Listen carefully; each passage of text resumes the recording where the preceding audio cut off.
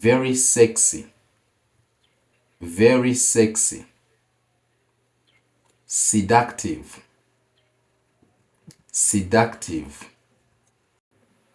Ureshya cyane. Her seductive smile caught everyone's attention. Her seductive smile caught everyone's attention. Inseko ye ireshya cyane yatumye buri umwe amuhanga amaso. Very wise, very wise. Sagacious, sagacious. Umuhanga cyane.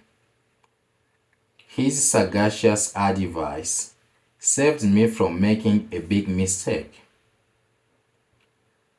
His sagacious advice saved me from making a big mistake. Inama ze zuje ubwenge cyane zatumye ntakora ikosa rikomeye.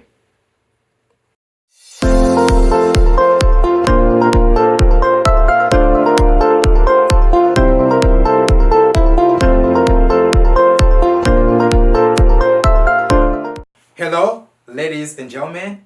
This is Learn English Fast. And kuri Vuba Icyongereza. We teach you in a way that helps you learn and start speak the English you are learning. Tukwigisha mu buryo wiga ugatangira kuvuga Icyongereza uri kwiga. Today we are going to learn words you can use instead of very. Umwanya kuvuga ngo very, Icyongereza cyiza cyangwa se Icyongereza kiri advanced, it is better to use some vocabulary. Hari inyunguramagambo dukoresha umwanya kuba twakoresha very. Urugero, very good, you can say great. Very good, great. Cyangwa se awesome, umwanya kuba wavuga ngo very good, byiza cyane, wavuga ngo great cyangwa se awesome. Cyangwa nanone excellent, ibyo byose biravuze ngo very good. Umwanya wo kuvuga ngo very big, you can say huge, kinini cyane, huge. This helps you to be fluent in English. Ibi bigufasha kuba wavuga Icyongereza neza udategwa, ndetse bikagaragara yuko inyunguramagambo zawe ziri ku rwego rwiza. That is what you're going to be learning. Ibyo nibyo tugiye kuba twiga. Now, instead of using very, these are the words you will be using.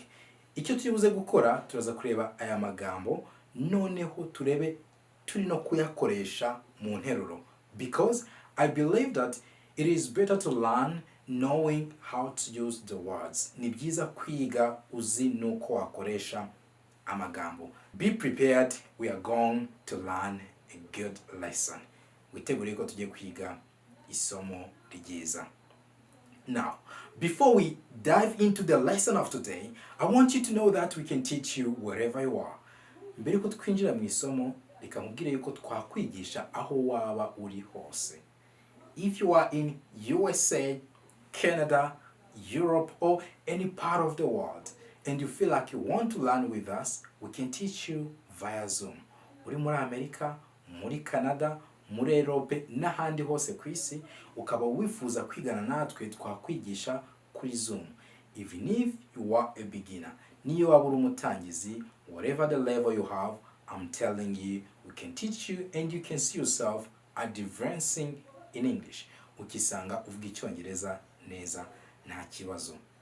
Without further ado, let's dive into the lesson. Let's learn these words we use instead of very. And let's do this. Very sure, very sure. Positive, positive. Biribyo cyane. She was positive that she saw him at the party last night. She was positive that she saw him at the party last night. Yari abizi neza ko yamubonye mu birori mu joro ryashize. Very stupid, very stupid. Idiotic, idiotic. By'ubugoryi cyane. That was an idiotic thing to say in front of the boss. That was an idiotic thing to say in front of the boss. Icyo cyari ikintu cy'ubugoryi cyane kukivugira imbere y'umukoresha. Very strong. Very strong. Muscular. Muscular. Umunyambaraga cyane. Years of swimming made him a strong and muscular man. Years of swimming made him a strong and muscular man. Imyaka yo koga yamugize umugabo ukomeye kandi umunyambaraga.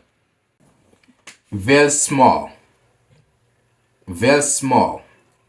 Tiny. Tiny. Gato cyane cyangwa gito cyane. She lives in a tiny apartment downtown. She lives in a tiny apartment downtown. Atuye mu kazu gato mu mujyi rwagati. Very similar. Very similar. Alike. Alike. The twins looked so alike that even their friends got confused. The twins looked so alike that even their friends got confused. Impanga zarasaga cyane ku buryo n'inshuti zazo zagiraga urujijo. Very same. Very same. Identical. Identical. Bimeze kimwe cyane. The two dresses were nearly identical in style and color. The two dresses were nearly identical in style and color. Amakanzu abiri yendaga kumera kimwe cyane mu buryo yakozwemo n'amabara. Very lewd. Very lewd. Vulgar. Vulgar. Umushirasoni. His vulgar jokes made everyone uncomfortable. His vulgar jokes made everyone uncomfortable. Imikino ye irimo gushira isoni yatumye buri umwe yumva abangamiwe. Very sad. Very sad. Desolate. Desolate. Ubabaye cyane. After the floods, the village was left in desolate state.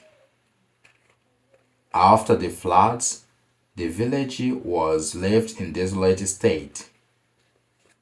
Nyuma y'umwuzure, icyaro cyasigaye mu kababaro gakabije. Very safe. Very safe. Harmless. Harmless. Gitekanye cyane. My dog looks scary, but it's completely harmless. My dog looks scary, but it's completely harmless. Imbwa yanjye isa nk'iteye ubwoba, gusa ntakitwaye. Very sexy. Very sexy. Seductive. Seductive. Ureshya cyane. Her seductive smile caught everyone's attention. Her seductive smile caught everyone's attention. Inseko ye ireshya cyane yatumye buri umwe amuhanga amaso. Very slow. Very slow. Sluggish. Sluggish. buhoro cyane.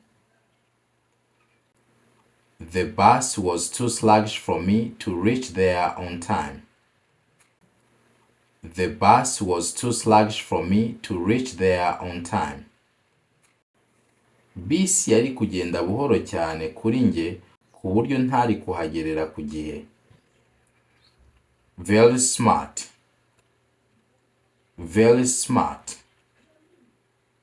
Intelligent. Intelligent. He is an intelligent student who excels in English. He is an intelligent student who excels in English. Ni umunyeshuri w'umuhanga cyane utsinda cyane mu Cyongereza. Very specific. Very specific. Precise. Precise. Neza neza cyane. She gave precise instructions on how to complete the project. She gave precise instructions on how to complete the project. Yatanze amabwiriza ya nyayo cyane y'uburyo umushinga warangizwa. Very strange. Very strange. Weird. Weird. Bitangaje cyane.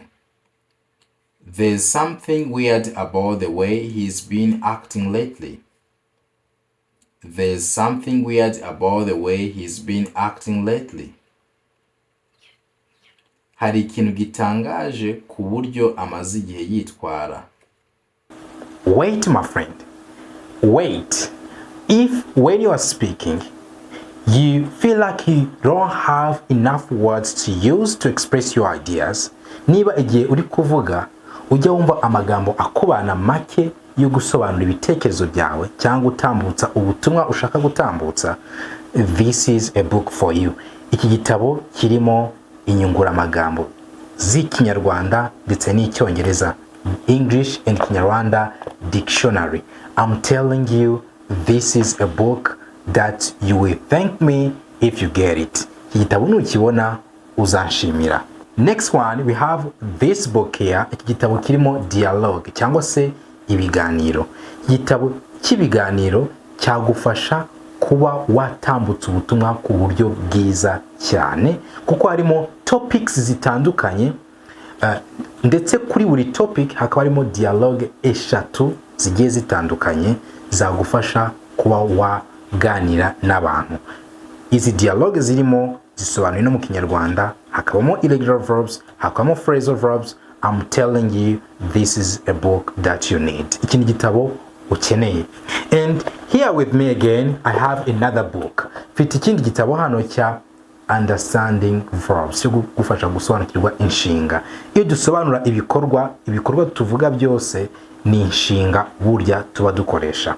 If you need to understand verbs, this is a book that can help you. Kirimo regular verbs ndetse kuri buri nshinga hakabaho urugero kuri buri nshinga. Ikindi nanone kiyongera ku iki gitabo harimo irregular verbs, inshinga zidakurikiza amategeko, hakabamo na modal verbs.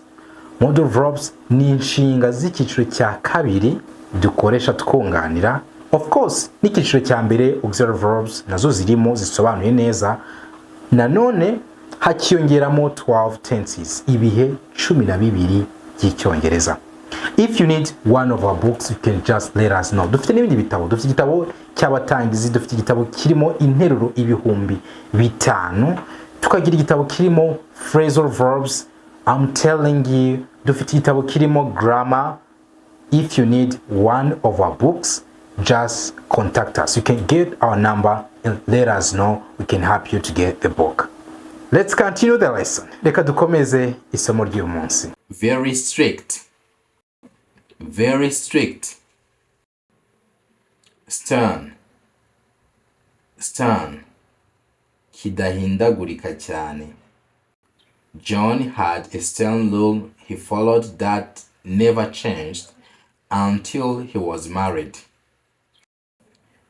John had a stern rule he followed that never changed until he was married. John yari afite itegeko yakurikizaga adahindura kugeza ashyingiwe. Very suspicious. Very suspicious. Skeptical. Skeptical. Ukeka cyane. She was skeptical of his explanation. She was skeptical of his explanation.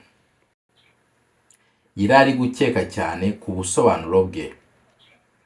Very tall. Very tall. Towering. Towering. Kirekire cyane. The towering skyscrapers made the city look very beautiful. The towering skyscrapers made the city look very beautiful. Umuturirwa muremure cyane watumye umujyi ugaragara neza. Very tame. Very tame. Docile. Docile. Cyatojwe cyane. The docile puppy quickly learned how to follow commands. The docile puppy quickly learned how to follow commands. Ikibwana cyatojwe kize vuba gukurikiza amategeko. Very delicious. Very delicious. Tasty. Tasty. Kiryoshye cyane. My mother always cooks tasty food. My mother always cooks tasty food. Mama wanjye buri gihe ateka ibiryo biryoshye. Very terrible. Very terrible. Dreadful. Dreadful. Kibi cyane. The news report described a dreadful accident on the highway.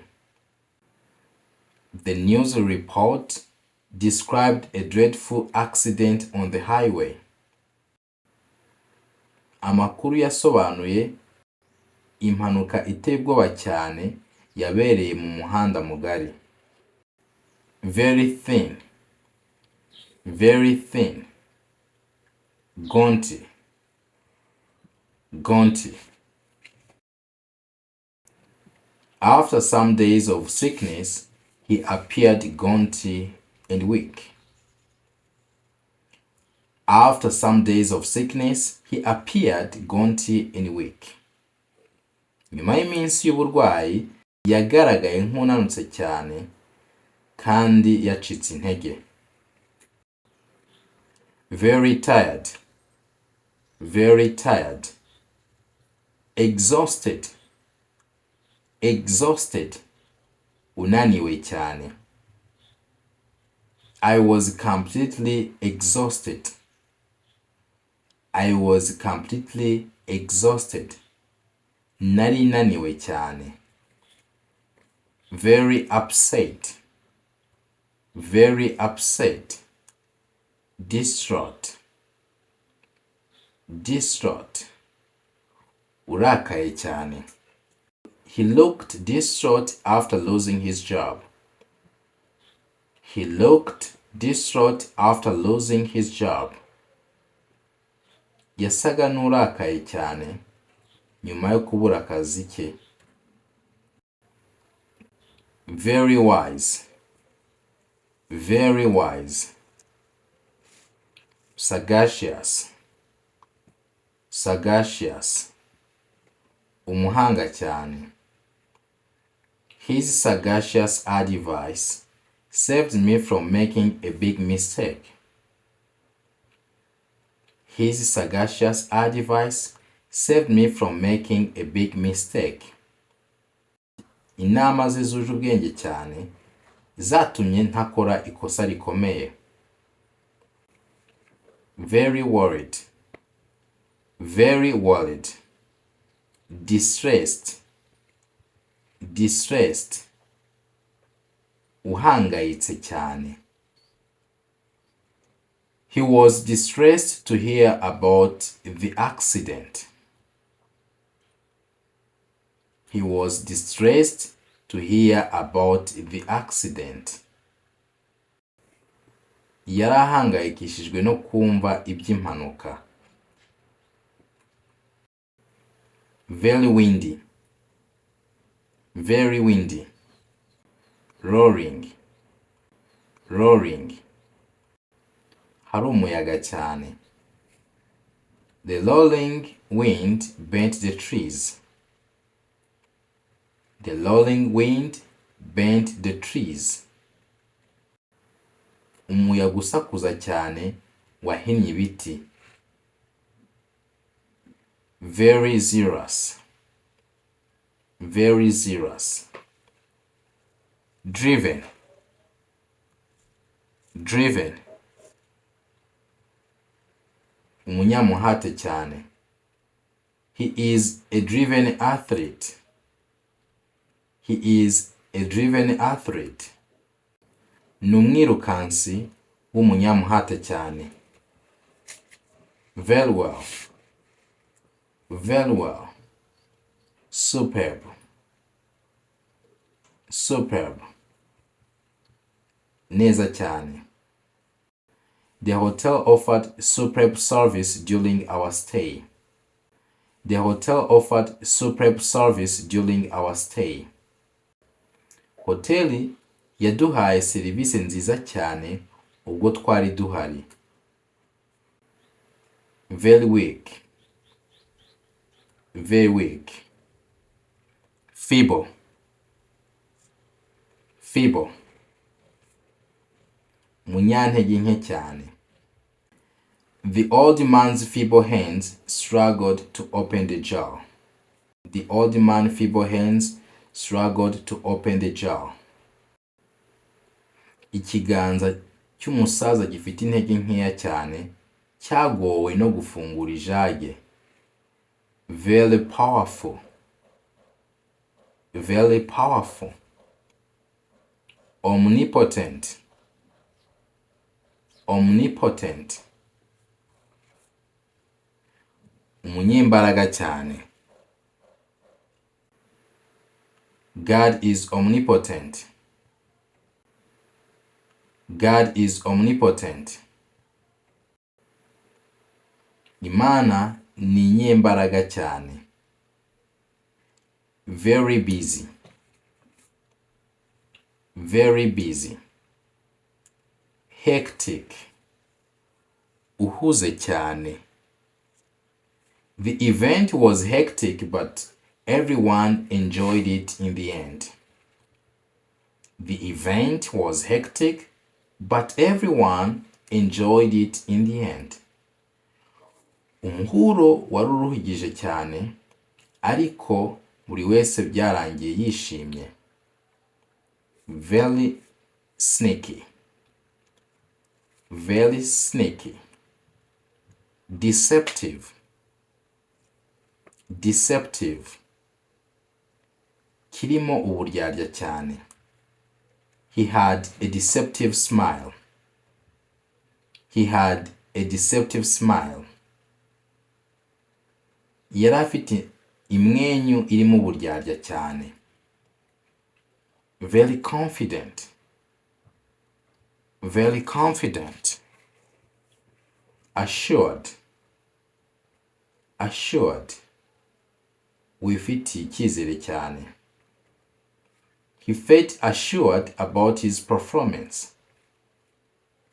He felt assured about his performance. Yumvise afite icyizere cyane cy'ibyo yakoze. Very rare, very rare. Uncommon, uncommon. kidasanzwe. He has uncommon talent. He has uncommon talent. Afite impano idasanzwe. Very competitive. Very competitive. Combative. Combative. Uhangana cyane. My boss is combative. My boss is combative. Boss wanjye arahangana cyane. Very important. Very important. Paramount. Paramount. Cy'ingenzi cyane. This idea is paramount for our success. This idea is paramount for our success. Iki gitekerezo ni ingenzi cyane ku ntsinzi yacu. Very loyal. Very loyal. Faithful. Faithful. Umwizerwa. A dog is not to be a faithful companion to its owner. A dog is not to be a faithful companion to its owner. Imbwa izwiho kuba umubanyi w'umwizerwa cyane kuri nyirayo. Very fast. Very fast. Rapid. Rapid. Cyihuta cyane. She made a rapid progress in her business this year. She made a rapid progress in her business this year. Yateye imbere byihuse cyane mu bucuruzi bwe muri uyu mwaka. Very funny. Very funny. Hilarious. Hilarious. Gisekeje cyane. His attempts to dance were so hilarious that we couldn't stop laughing. His attempts to dance were so hilarious that we couldn't stop laughing. Kugerageza kubyina kwe byari bisekeje cyane ku buryo tutashoboraga guhagarika guseka. Very fashionable. Very fashionable. Trendy. Kigezweho cyane. Her outfit is trendy and looks great for the party. Her outfit is trendy and looks great for the party. Imyambaro ye igezweho cyane kandi igaragara neza mu birori. Very famous. Very famous. Renowned. Renowned. Uzwi cyane. She became renowned after winning the international photography competition. Yaramenyekanye cyane nyuma yo gutsinda irushanwa mpuzamahanga ryo gufotora. Thank you so much. This brings us to the end of our lesson today. Keep learning, keep growing, and try to use the little you know. See you next time.